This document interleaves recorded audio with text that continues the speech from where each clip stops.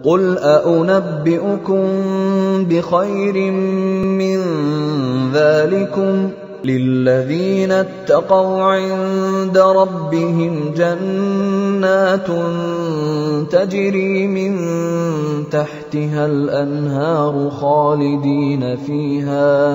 خَالِدِينَ فِيهَا وَأَزْوَاجٌ مُّطَهَّرَةٌ وَرِضْوَانٌ مِّنَ اللَّهِ ۗ وَاللَّهُ بَصِيرٌ بِالْعِبَادِ.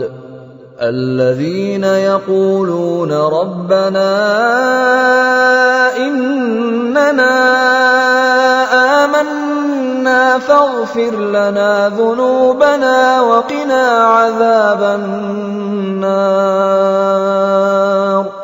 الصَّابِرِينَ وَالصَّادِقِينَ وَالْقَانِتِينَ وَالْمُنفِقِينَ وَالْمُسْتَغْفِرِينَ بِالْأَسْحَارِ